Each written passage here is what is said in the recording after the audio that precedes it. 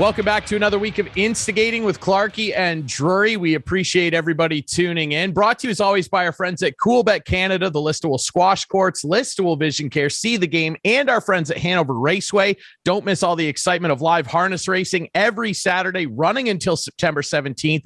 Post time at 1:30. Bring the family. Come have a great time enjoying the sights and sounds. We bet you'll love it. Visit them at hanoverraceway.com for details on their upcoming events. And speaking of upcoming events, there's going to be a big one coming up in Listowel on August 24th. The town is very excited to welcome a great speaker and a great author as well, Kaleb Dahlgren, who everyone will be familiar with, one of the survivors of the Humboldt Broncos tragedy. But Kaleb has really transformed into something so much more than that. I mentioned, he's got a book. He's doing speaking events. I know you're in school as well. Kaleb, you're a busy guy. Welcome to the show.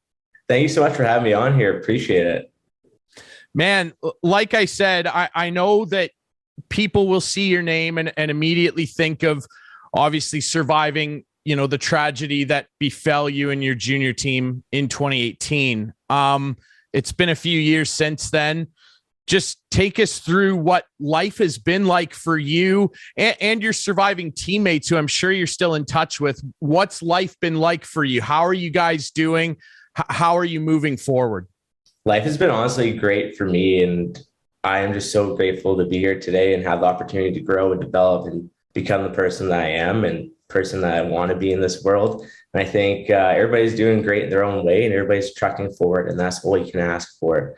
So for me, life's been pretty busy. Like you said, I am a student, so I'm at Canadian Memorial Chiropractic College. I did write a book and did that during my undergrad at York University while on the men's hockey team and pursuing my commerce degree, which I got in 2021. And then on top of that, I'm doing speaking engagements, and I have my own mentorship program called Dahlgren's Diet Beauties. And I'm national ambassador for a few organizations as well that are nonprofit. So life's been pretty busy, but it's been really, really nice. And for me, it's like soaking up all the experiences I can possible. And I was just actually in Europe not too long ago, just got back a couple of days, and I was there for a chiropractic shadowing experience. So it's just been amazing, a whirlwind of like where life has taken me. And I couldn't be more grateful for everything that has came my way. Well, you've certainly made the most of life for sure. And I commend you for that, because going through something that you and your teammates went through is a difficult thing. I think everybody has a story, and sharing your story is something that, I've certainly found to be powerful. I've shared it with people before. I'll share with you. I lost my father to suicide when I was 19. That's my story, and coming out and, having to navigate that type of tragedy. Obviously yours very different. How was that first year or so following the accident, where you're now having to kind of not only get physically healthy again, but begin a strenuous mental journey as well? What was that like for you, Kaleb? Well, first off, I just want to say I'm sorry for your loss and that you had to go. Thank you, man. That's not something easy to talk about or even to go through. So I just want to give you my condolences and say congratulations on moving forward and being able to be open and talking about it and being vulnerable. Because I think Thank you, man. A lot of people don't get celebrated for that. So first off, kudos to you for doing that. Secondly, for myself, my experience is definitely different. And one of the big things for me was when I was sitting in the hospital shortly after the crash, I had major survivor's guilt. I was felt really below, and it felt low. It was like one of those points where I was like, why am I even here? Why am I here and why are others not? And of course, these questions come to your head, and it wasn't until a couple hours later when I just kept asking why, and there was no answer for the why. And what hit me was, what would I want to do if I passed away? What if the roles were reversed and I was the one that passed away and there was survivors sitting in my spot? How would I want them to live their life? Well, I'd want them to pursue their passions, their dreams, to follow their goals, to take risks, to make the most of their life, to live for the fullest, not for just them, for myself. So after having this mindset switch while in my hospital bed, that was when it really all kind of clicked for me. And that was when my healing journey really began to move forward and progress. And after that, I was able to go to York University. The doctors were saying that I shouldn't go because I'd fail out in school and that I'd go down a dark path of alcohol, drugs, abuse, and all that. But I would decide to go to school because that's where I thought I'd be the happiest and where I thought I'd succeed. And lo and behold, that was the case. And I was very fortunate to go to York and be a part of the men's hockey team. I think that was even a big step, was like joining another organization, another team, and moving forward to my life, but also honoring them and everything I did and trying to make the most of every situation. So there's like three big things that like helped me the most was finding the positive over negative. And so like focusing on that, the fact that I knew these people. So then gratitude was another one, because there's 7-8 billion people in our world. The fact that I knew those 16 and those 29 on the bus, pretty special. So that was another big one, was a gratitude piece. And then roles reversed, and then focus on the things I can control. I couldn't control a crash, couldn't control my injuries. I couldn't control what other people were thinking or other circumstances coming in my life. All I could control was myself. And so that's what I worked on, was my perception, my actions, my values, my beliefs, and how I wanted to move forward. So for me, it was kind of a full circle there, but getting thrown into the spotlight and having lots of people come up to you is definitely not easy per se. And it was something I had to navigate and learn how to navigate. But coming out on this end, I feel like I'm fully healed mentally, physically, emotionally, spiritually, and could be more thankful to be in the position I am today. Well, everybody can see why you would make a good public speaker. I mean, that's a pretty brilliant breakdown of it all. And again, I commend you and your surviving teammates, for being able to kind of, find your path and move through life. I mean, I think that, you nailed it with, feeling almost survivor's guilt and stuff like that. When bad things happen to us, and they'll happen to us all, it's easier said than done to just pick up the pieces and figure out how to move forward. It's a different journey for everybody. But I like what you said, and I feel the same way when I think about my dad. Would he want me not making the most of my life? Would he not want me to go full throttle and pursue my broadcasting dreams, which I have, and you're doing the same thing? I want to ask you, you brought it up as well, playing hockey again. I know some of your teammates couldn't do it, and some of the people involved with the organization could not keep the game in their life as a result. And I completely understand why. What was different for you? How difficult maybe was it to put skates back on again and play competitively after that? It wasn't really that difficult for me, to be honest, because I wanted to get back out there, and that was my passion, my livelihood, and something I truly loved and breathed and eat, slept. And so for me to get back out on the ice was like one of my biggest goals. And I was able to do that June 1st, 2018. So a couple months after the crash. And that was so special, going back out on that ice, skating. It's no different than walking for me. So to do that, it was truly special. But I never was able to really play a game at York University. I never did get cleared for contact due to the severity of my brain injury.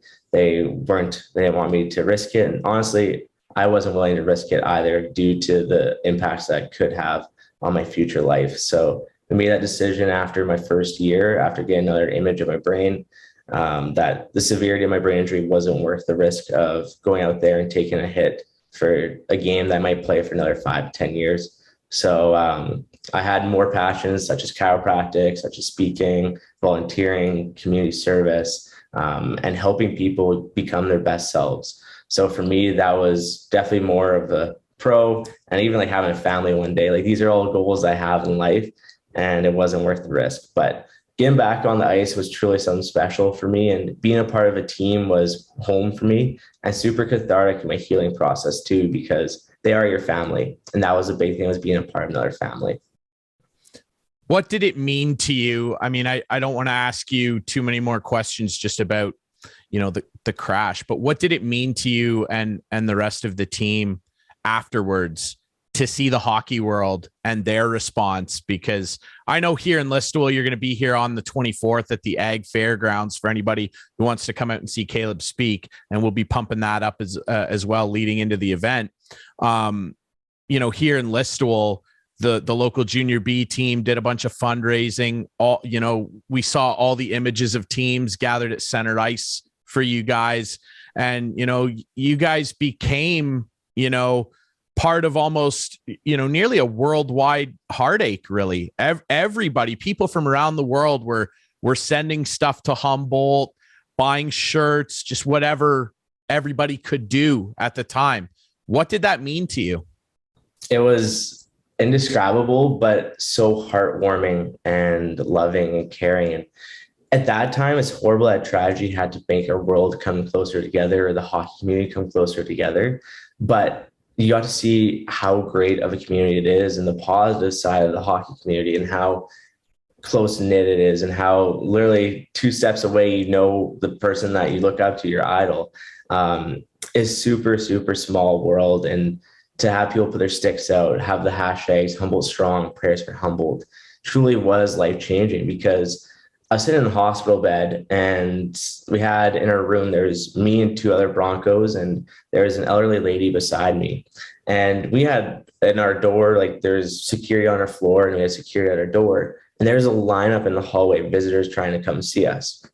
And this poor lady beside us had 1 visitor in her 4 days that was in the room with her. And we had like 10, 20 visitors per day in our room. And it just broke my heart, because she was going through her own tragedy, but wasn't getting nearly enough support. And obviously we had our own tragedy that was happening, but we had so much support. We had the world support. So now my heart goes to everyone that does go through their own tragedies, and to be supportive and mindful of that. Everybody needs that support in their life. And for me, it was cathartic, and it helped my healing process. When you have people in your corner knowing that you want them to help you grow and to help you become the best self, it just is empowering. So I couldn't be more grateful. So anyone listening to this, thank you from the bottom of my heart for thoughts, prayers, messages, sticks out, jerseys, whatever you did or didn't do, but thought of us, please, thank you from the bottom of my heart. It meant a lot.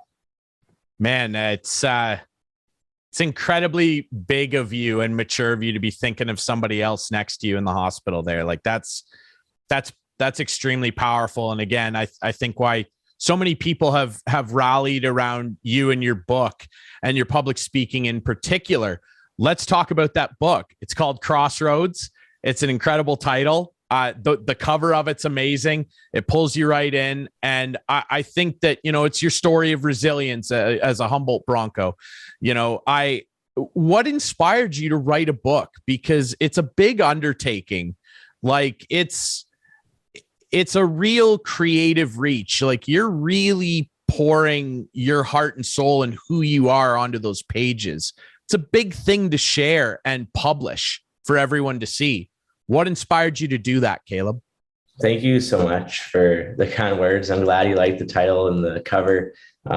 Those were honestly some of the pieces I really, really was wanting. And Harper Collins was amazing to help me out with that, and listening to my ideas and following through with my ideas too.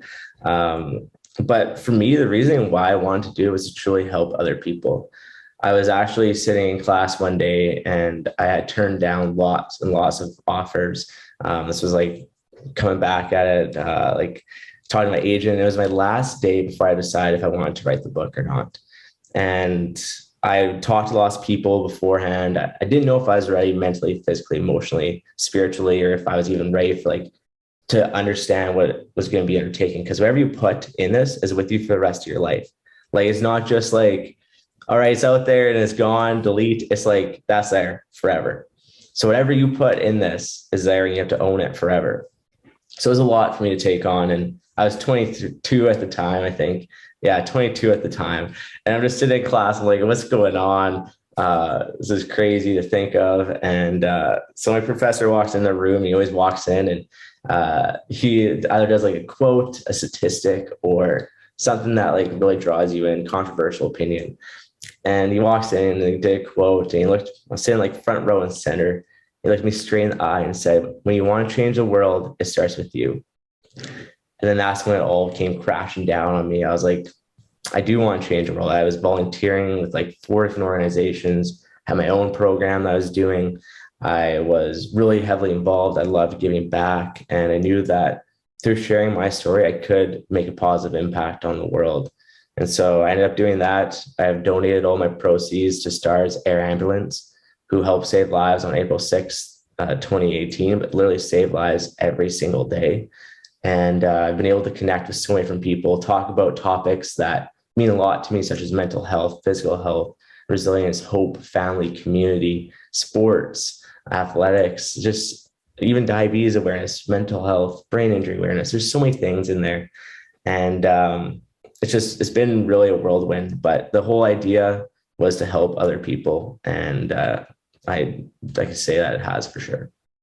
I certainly think so. I completely agree. And again, I think I'm really impressed, and I think everybody is, with just the level of maturity and positivity that you choose to exude, because I don't think that anybody would hold it against you or your other surviving teammates for almost, walking around with a grudge, if you will, and having a negative reaction to all of this.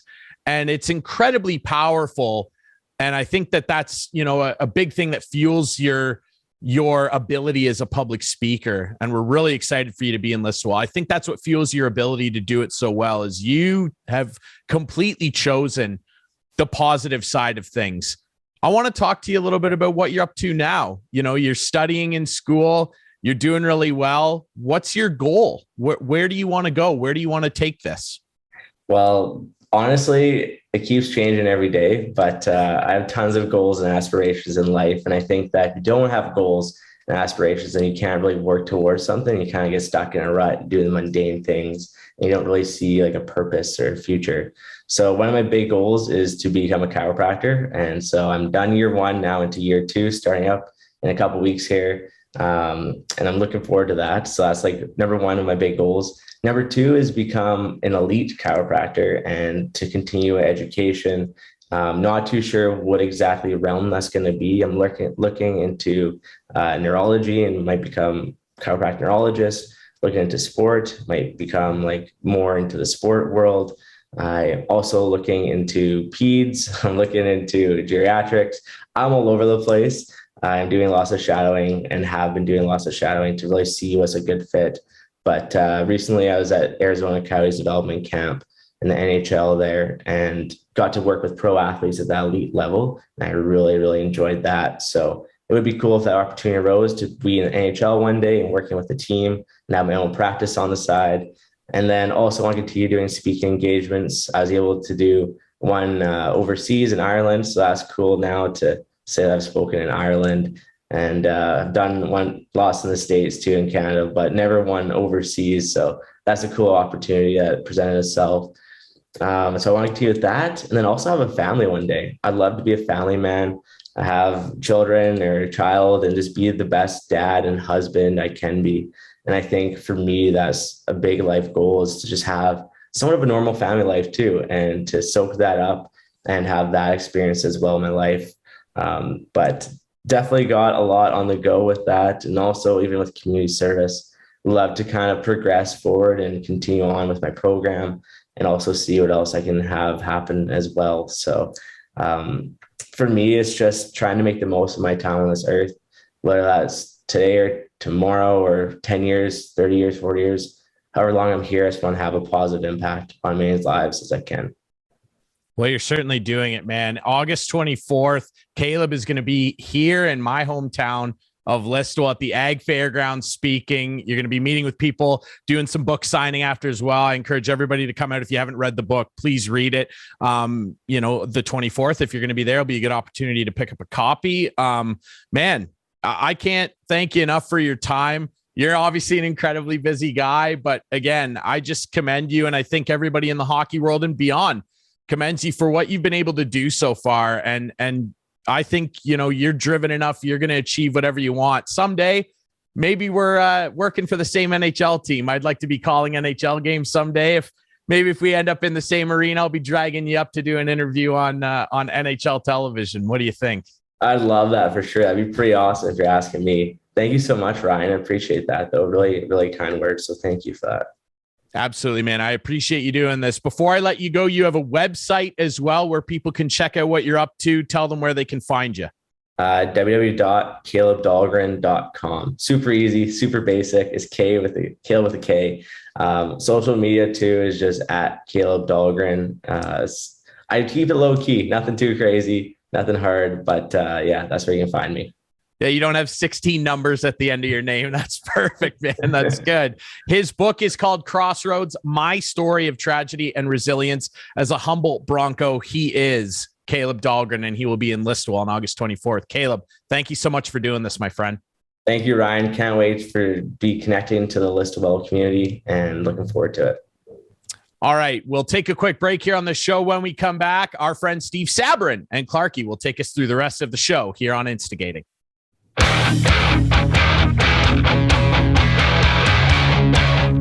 And welcome back to Instigating with Clarkey and Drury. Drury's gone, and Steve Sabourin is back on the show this week. And thanks, Steve, for being with me today. And our guest right now is Sean Fitz-Gerald, the senior writer for The Athletic Canada. Does that make you sound old, Sean, saying senior writer? You'll notice the haircut. I mean, yeah. I'm walking around with enough to make me feel old every time I look in the mirror. But yeah, I mean, you know, it is what it is.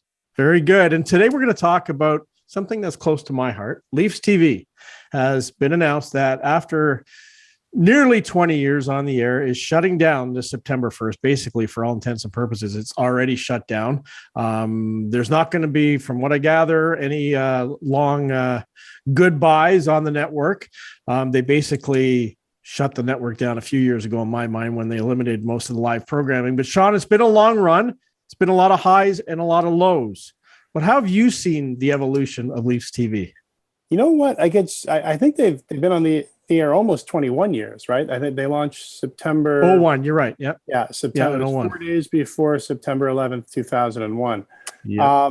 Yeah. I mean, going back and going through the archives and, you know, seeing, you know, the general apprehension in sort of media circles when the station was launched, what it was going to be. Was it going to be this sort of Pravda or house organ for the Maple Leafs? Was it eventually going to take over? Were the Leafs going to stop talking to regular reporters and just talk to Leafs TV?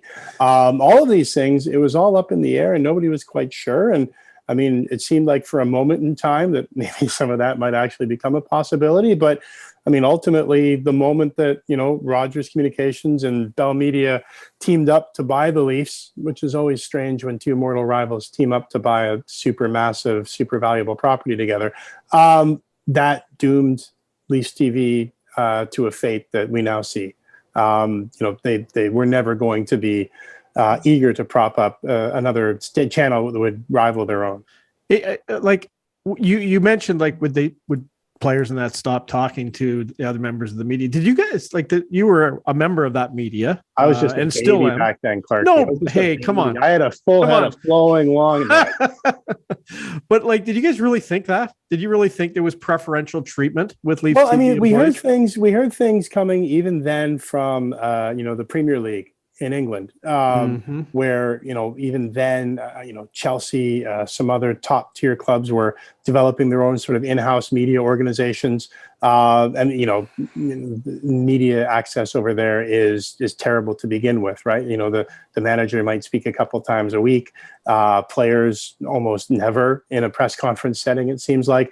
So, you know, it wasn't a huge stretch to think, well, I mean, you know, MLSE is launching its own channel. It makes sense that it would want exclusivity. It has, you know, the means of production, so to speak. So why not? You know, it turns out that wasn't the case, except for one notable exception. But yeah, back then there was just so much unknown, and it's funny now in the year of our Lord 2022 to go back into the archives and see what was being written and being said about it. It really refreshes the memory, which is shockingly bad as I get older. What was the notable exception? 2002, Pat Quinn was the head coach and GM, and it was a trade deadline. And the Leafs, oh yes, I want to say they sat on their hands or made a couple minor deals. But anyway, trade deadline passes. It's usually noon or 3 o'clock. Pat Quinn traditionally would go into the Bell Media Center, which is sort of the media cafeteria, dining area underneath the stands at Air Canada Center, and he'd talk and whatever. This time he didn't. This time he didn't show up. All the reporters were there, but he talked to Bob Harwood for TV. And predictably, this didn't go over super well with the local media, which is always known for being understated. And I believe, I sent my notes upstairs, but I believe there was one story that said reporters were told that if they really wanted to see Pat Quinn's comments, they could check Leafs TV. They would show them the tape of the Leafs TV interview. That was, I believe, the last and first time that ever happened. So, like looking at, professional sports franchises across North America, I mean, will there be other, I guess, broadcasters? You think of the NFL Network and stuff. I mean, is this going to be a trend down the stretch, or is just this something that now doesn't work in Canada? No, I think the contrary. I think Leafs TV was, and I'm not saying this just because Clarkey's smiling face is on the screen here too, but Leafs TV was ahead of its time. And I think that there's probably a case to be made that, if the Leafs were not owned by a massive duopoly right now, if it was still owned, say, by teachers, and if Richard Petty was still in charge, and all of these other factors that were present in the year 2001 were today, I think Leafs TV and NBA TV Canada and Gold TV could be launched, and with the rights, I think MLSE could create, I don't want to understate it, but kind of a monster. There was a story, and I wrote this story a couple of years ago, where there was a real plan to take the Leafs regional rights, because remember, Leafs TV could only go to Belleville and then basically west to the Ontario border with Manitoba, and that was it for Leafs games. They couldn't carry anything nationally.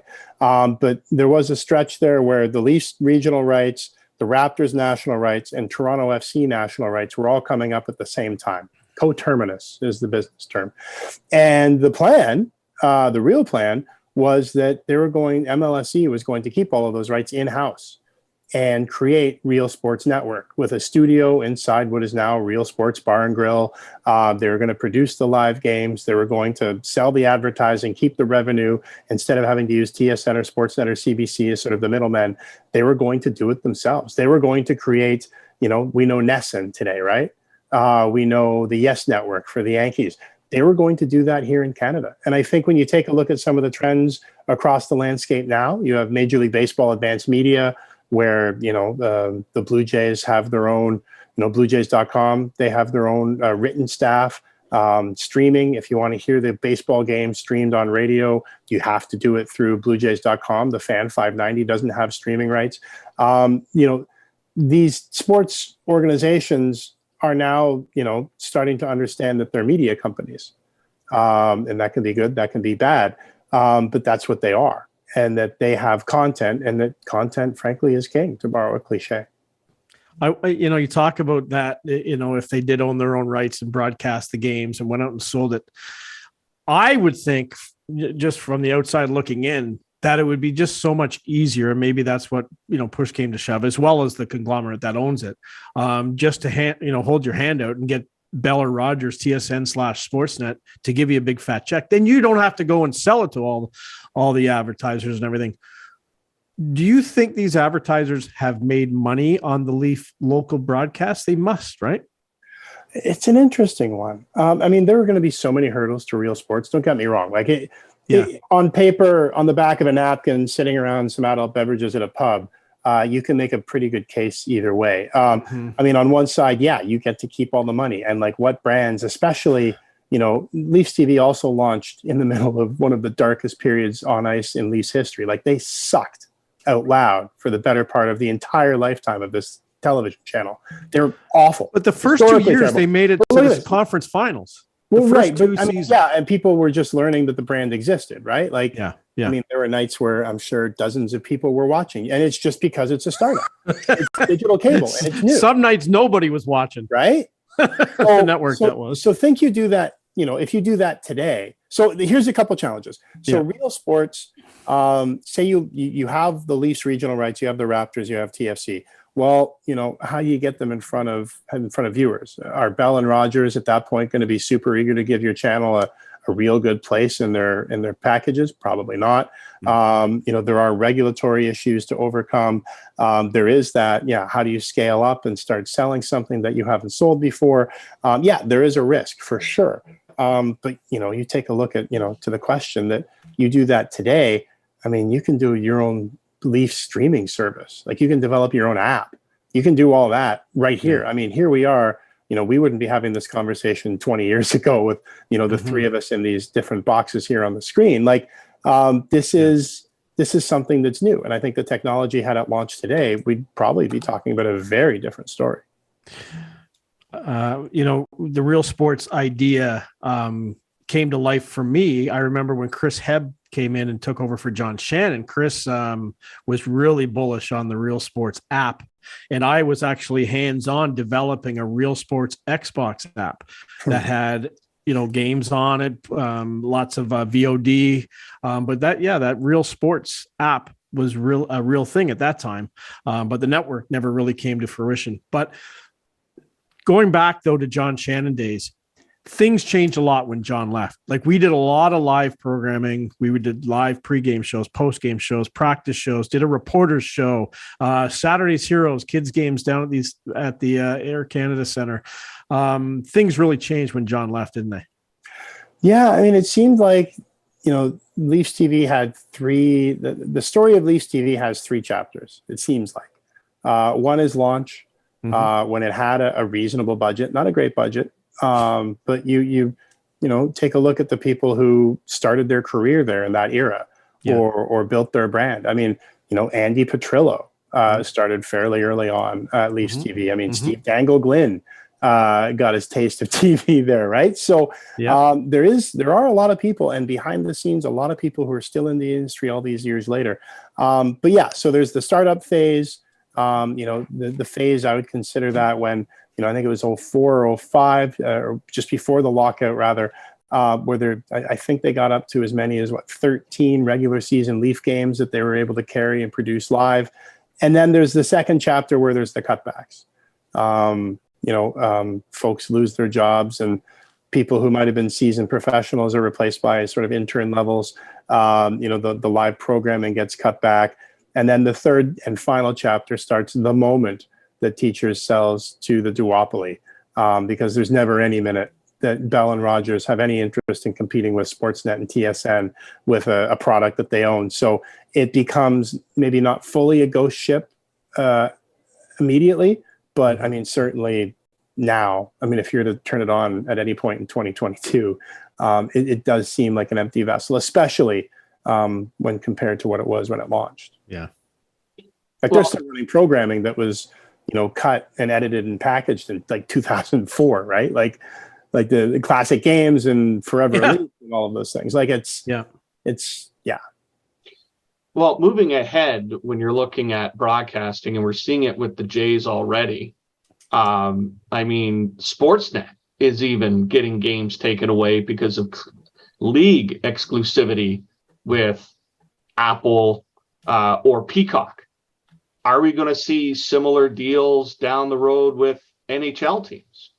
I think anything's on the table. I mean, I'm a big fan of the University of Notre Dame football team, despite all of my best efforts. Live and die with them, and they have that broadcast agreement with NBC, which I think the number today was that they're looking for $75 million a year from NBC just to carry Notre Dame football games. One of those games last year was put on Peacock, which was their streaming service.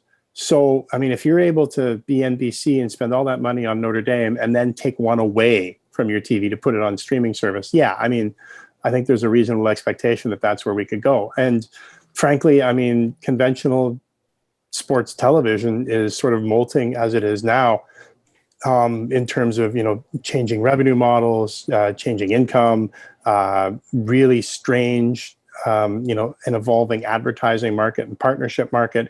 And you have these other platforms that are coming in, Media Pro coming in and gobbling up a bunch of soccer rights, DAZN gobbling up soccer rights. And then, people have been waiting for the moment that Apple or Google or Amazon, or, for a while there it was Yahoo as well, for one of these massive sort of internet companies to come in and just gobble the whole thing up. And then what is it? Then what does it look like? You'll still have access to it, but it just might not be through the traditional conventional means. Well, it's interesting because when you look at the history of broadcasting, and I mean when the CFL switched exclusively with TSN back in the day, that lost a lot of, to me, younger fans because you couldn't get it on the CBC on the the Saturday or whatever the case may be. So to me, it's some of these services aren't always as, I guess, available as we'd like to think. It costs money, so now you're paying for cable and 5 different services to pick up games.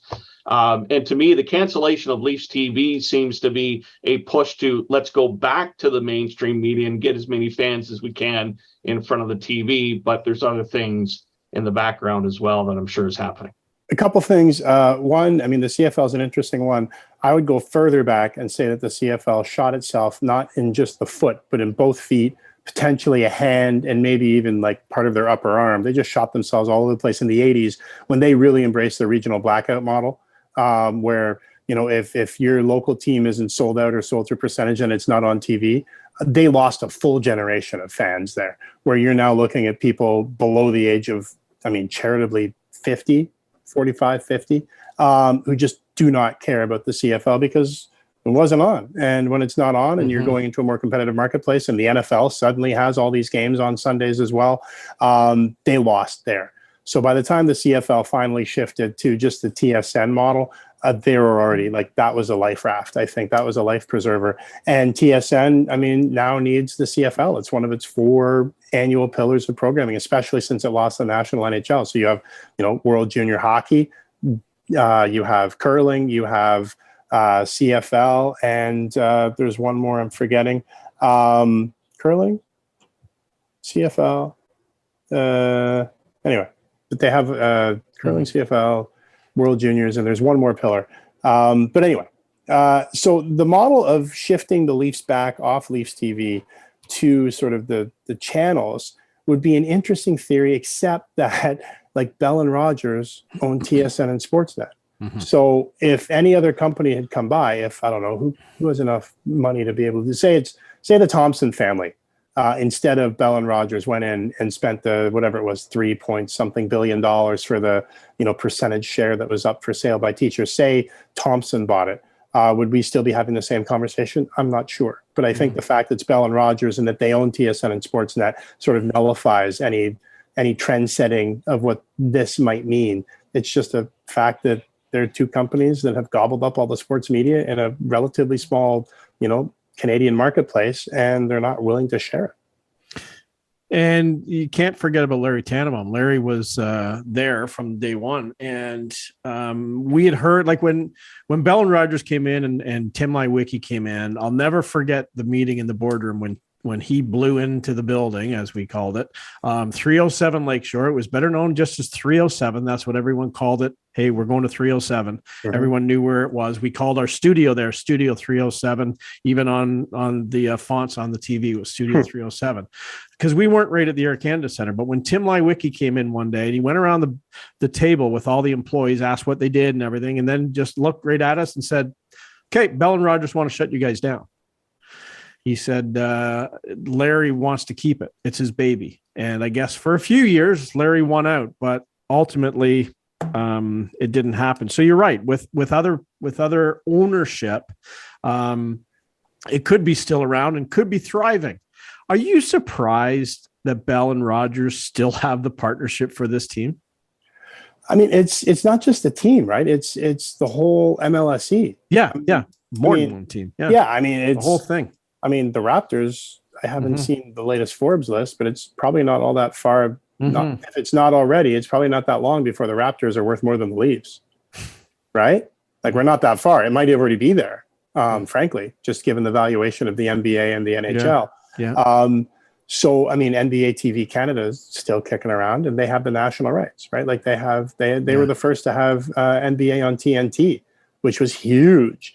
In trend setting back in the day. So with different ownership, I think it's a different story. With Bell and Rogers, it's Canada. we're a market of 39 million people, and these two companies have been able to carve up and cleave apart everything, right? Sports radio, sports television. Yeah. We used to have the Score, which was an independent station here. Yeah. It's all been sort of divided up, and I think what you have here is sort of this sort of stalemate, this deadlock that you don't want the other one to have it. Except the Blue Jays.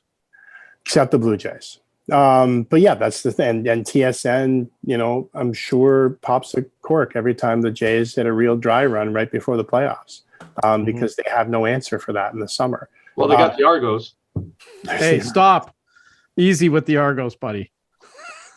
During the pandemic, an Argos game was the safest place to spend your time. Stop. You had all the social distancing. I was there a couple of weeks ago. I had a great time. I really did. It was my first game at BMO. We talked about it last week. We had Mike Hogan on the show last week, and it was a fun time.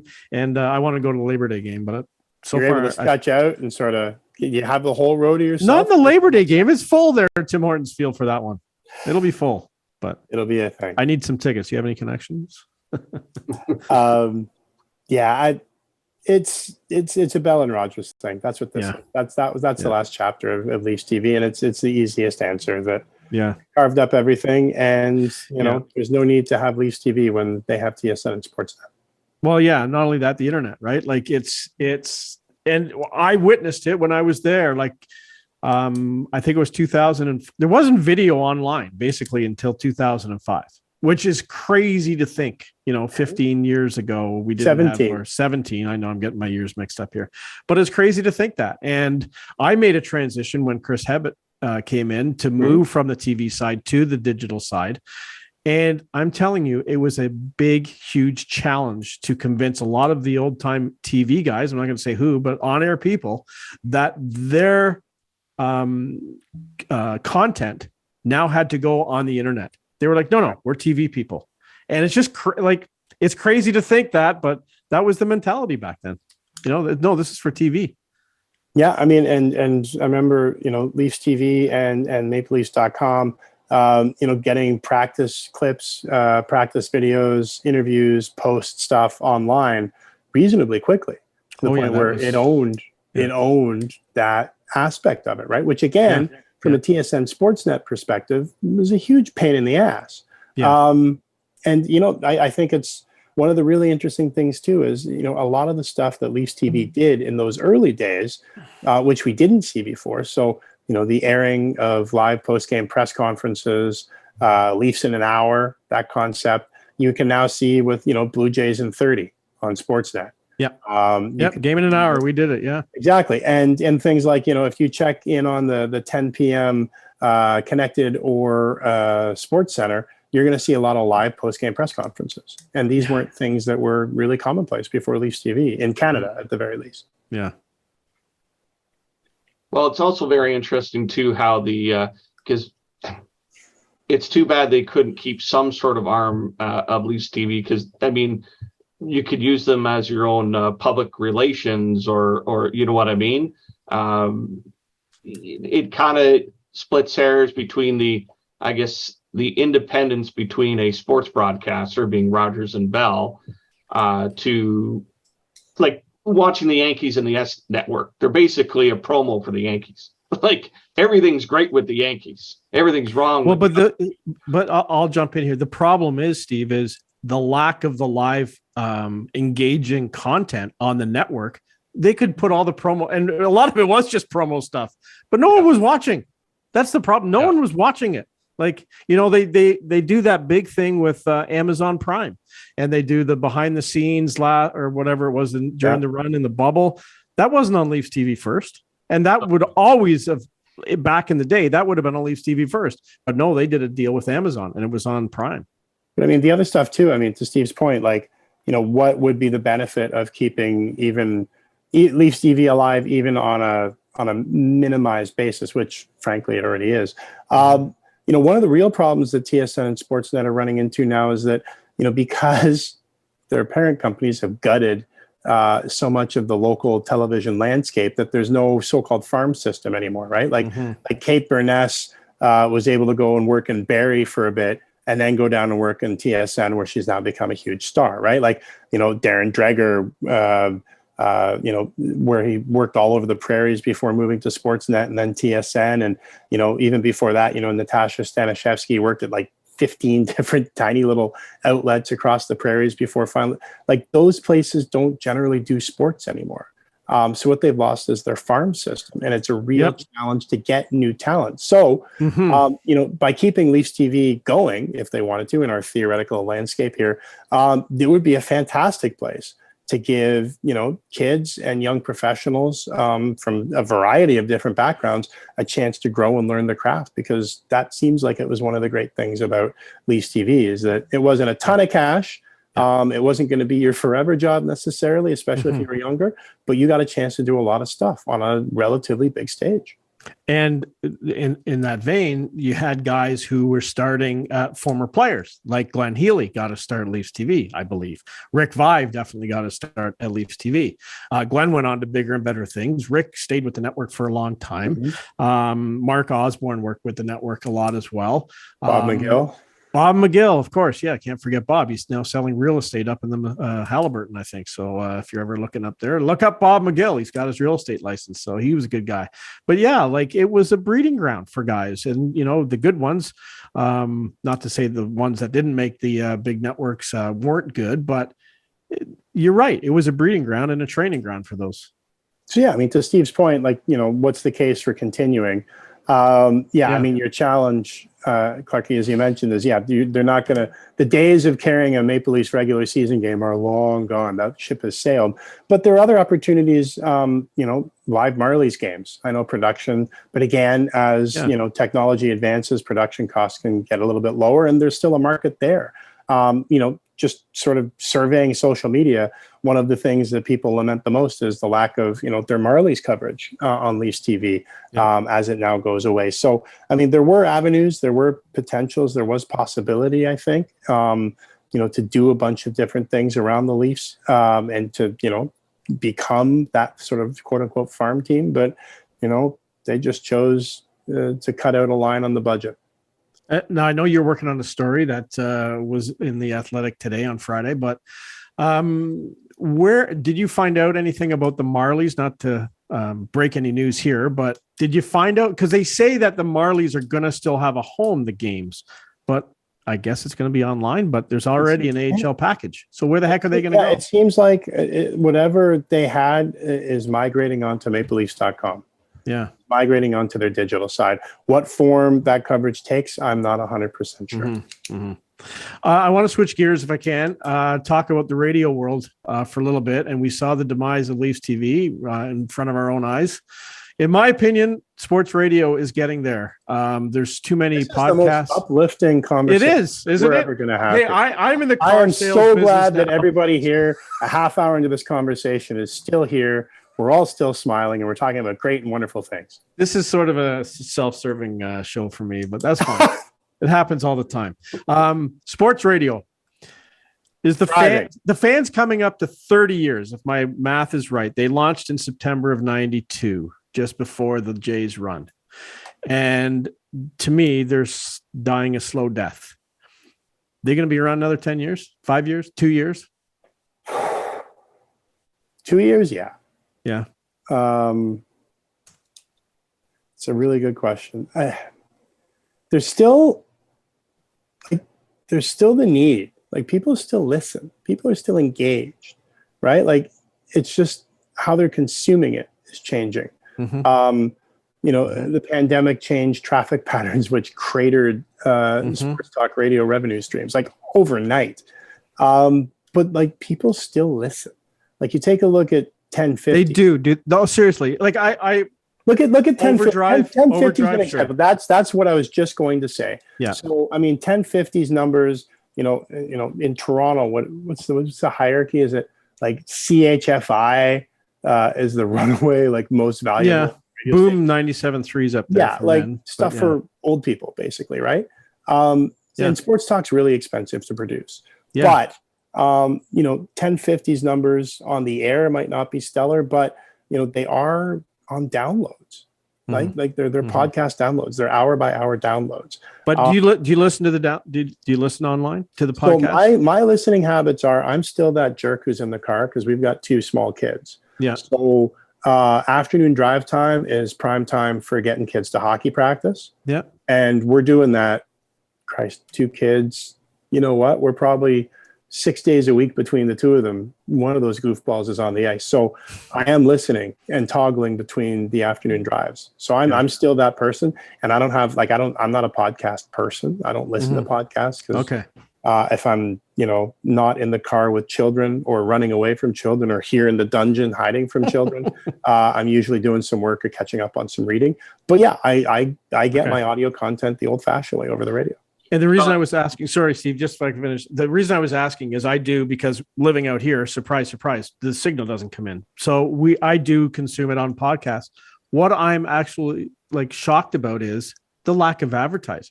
There's no commercials. There's no billboards. There's nothing. And I know it's talent fees on commercials and all that stuff, but I just cannot believe they haven't, in my mind, it doesn't seem like it on the surface, monetized their millions of downloads. And that's the interesting thing, especially for 590, is that when they brought in their new program director, although that's not the title, Dan Tolman. Audio director. Yes, director of audio. Yeah, director of audio. Thank you very much. I think that's it. I still feel like there's another word. Maybe manager. Something. Coordinator. I don't know. So it was supposed to be the blend of traditional terrestrial radio with podcast. But yeah, if you listen to podcasts, like the Steve Dangle podcast or any podcast that's not Bob McCowan's corporation, there are reads, there are commercials inside. So the host is sitting here and, this is the part where, Sean Fitz-Gerald in my podcast, I'm going to say, thank you so much for tuning in to Instigating. My Coolbet, Listowel Squash Courts, Hanover Raceway, Listowel Eye Care. Right. Absolutely. Exactly. I don't hear that. Is Modine still in Listowel? Is that the pub from Letterkenny? It only exists in Letterkenny. Ah, jeez. But the actual buildings in Listowel, wasn't there a Modine's? Yes, there was. Yeah. But Modine's, we'll work on that for next one. But this is where I'm doing my read for Modine's, right? But because they're also servicing their terrestrial radio audience and they're taking and repackaging that content for podcasts, there's no, they haven't taken the opportunity to have insert reads, which, again, I'm not super smart. It feels like it's something that you could probably do in the same workday where you do a couple of reads and then just digitally insert them after for the podcast. But yeah, to your point. I don't get it. Well, there's other challenges as well. The listenership, I guess, dedication, if you don't hook them right away, they're not sticking around because there's so many options to go to through podcast, digital, or whatever the case may be. The other thing goes back to your point, Sean, in staffing. You can't produce a great show if you don't have reporters on the ground. And if you look at what everybody's done, they've cut back on people and you don't have the expertise that you used to have coming in. And really they don't have the time to groom people. Even commercial radio stations are going through morning shows like water. Every other day you see changes. And when you have your big news station in Toronto, 680 as City well News. As 1010. City News. Yeah, they call it 680 anymore. Or City News, sorry, yes. And 1010 CFRB, they made a bunch of cuts. And that was in news. They're not going to prop up sports if they're not propping up news. And, it's just tough. You look at Clarkey,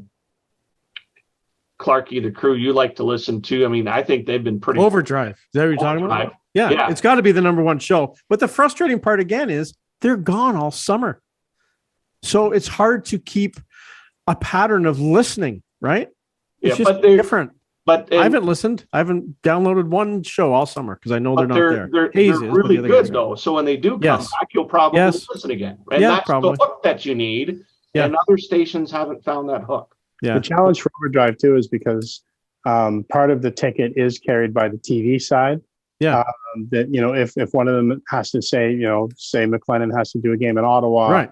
Yeah. Or Jeff O'Neill's got to do a Leaf game that night, they're pulled away early.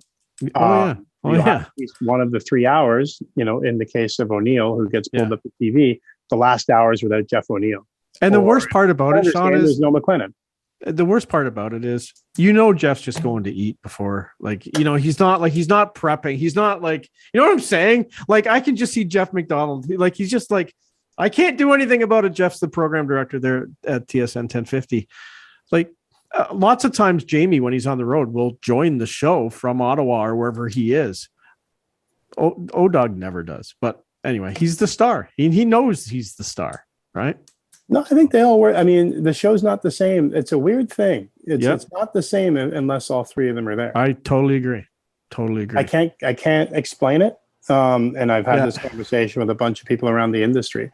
But it's just not the same unless the three of them are there. And to your point about continuity, and maybe this is what we're talking about, audience building, is like for a bunch of different reasons, summer vacation, different commitments through TSN itself. They're not the morning zoo group kind of people who are there every single day for 48 of 52 weeks. It's a very Leaf season kind of schedule, and maybe that works. I don't know. Well, Sean, we haven't accomplished anything as usual, but time comes to an end here. And, I just wanted to share with the things I stole when I left TV. So you always have the mic flashes, right? You always take a couple of those wherever you worked. Are those going to the Hall of Fame after? They could. Yeah, I should. Are they autographed? Did you autograph them? I can. I saw Bill Wellman at the Argo game. I should give him a call and tell him maybe he'll want them for the archives. Unless you've autographed them, in which case they're probably too valuable. They're clean, but they may go on eBay. Who knows? We'll see. I'm not going to see something on Kijiji, am I? Yeah, maybe you might. Anyway, Sean, thanks so much for joining us. The fans' anniversary is coming up, and we'll see how long they last. 30 years is a long time, and I haven't even heard anything. Well, probably because I don't listen to this radio station to see if they're going to do any sort of special show on their 30th, but we'll find out. But thanks for joining us today. Thanks for having me, fellas. Good chatting with you. Sean Fitz-Gerald, the senior writer of The Athletic Canada. We'll be back. Steve Sabourin and I will wrap up the show right after this.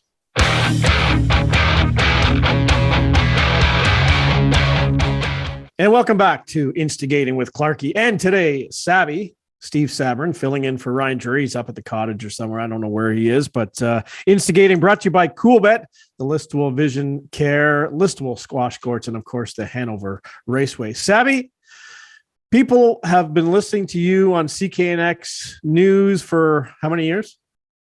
To be coming up to 18 in October. 18, but with all good things, just like Leafs TV. They may not be hearing you anymore. Tell us about your career change. They're still going to hear me. Yeah, but not in the newsroom. Not a case. So yeah, I'm making a switch, and we'll be working in the sales department for CKNX, which Clarkey, I believe you've had some time with before, and so it's a good opportunity, a personal change that I wanted to make, and to give myself a chance to grow, and the opportunity came up. So already started to pound the pavement and meeting some great people, and it will not affect OHA hockey coverage on CKNX. We are coming back September the 16th. The Listowel Cyclones open up their regular season. They're actually on the road for the first weekend of the GOJHL, so we'll catch them up home in Listowel on September 16th, and the PGHL as well. And I believe, Clarkey, you're going to be inked up for some games and bring your expertise on the game along with you, I hope. Well, so, yeah. We haven't signed the contracts yet, but we'll get around to that. I'm holding out because, of course, Scott Bridge is now the general manager of the Mitchell Hawks, so he won't be able to be on with you. But who else will be on?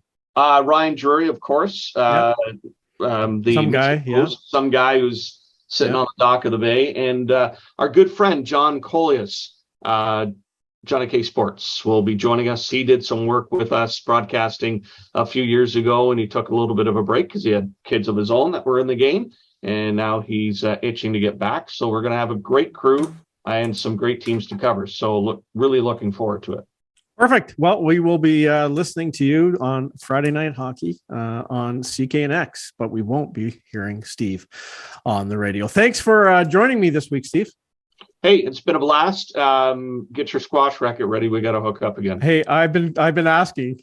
I know. I've been putting. We'll get it done. It's this double duty I'm doing these last couple of weeks, trying to wrap up the news end and the sales end, and some of the extra meals out may have had an issue. Perfect. Thanks, Steve. Of course, Coolbet brings you the Instigating with Clarkey and Drury show, as well as the Listowel Vision Care, Listowel Squash Courts, and Hanover Raceway. And of course, you can watch and listen to Instigating with Clarkey and Drury. You can watch it every Friday at 8 p.m. on Whiteman TV Channel 6.